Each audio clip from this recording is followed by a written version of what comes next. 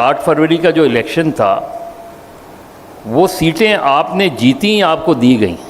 یہ کتنا مشکل سوال مجھ سے پوچھ رہے ہیں. یہ چاہتے ہیں کہ آئندہ جو ہے نا مجھے اب یہ بند کروانا چاہتے ہیں. نہیں 2018 میں تو 2018 میں جو آپ سیٹیں جیت رہے تھے وہ پی ٹی آئی کو دے دی گئی تھی.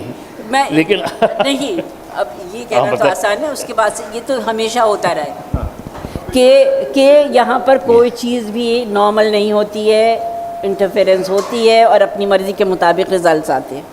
تو 2018 میں عمران خان صاحب کو جتوانا تھا تو ہماری سیٹس لے لی گئیں.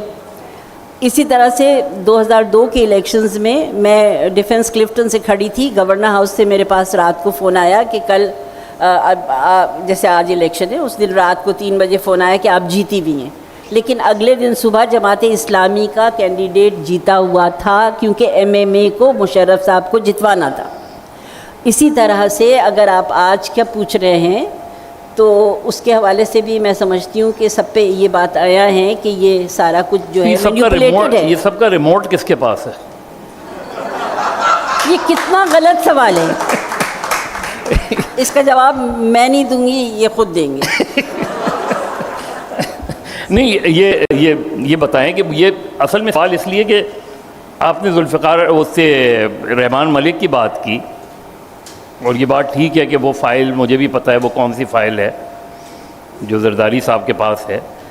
لیکن جب ڈاکٹر ذوالفقار مرزا نے جس طرح ایم کیو ایم کے ساتھ کیا اور پھر اچانک ایم کیو ایم نے اسی پیپلز پارٹی کی گورنمنٹ میں شمولیت کا،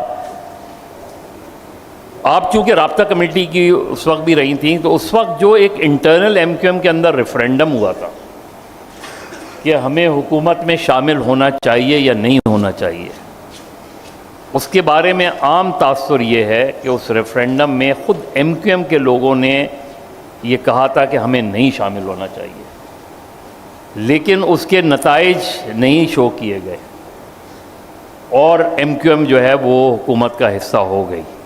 کیا یہ بات درست ہے؟ یہ درست ہے. یہ گھر کا بھیدی لنکا ڈھائے.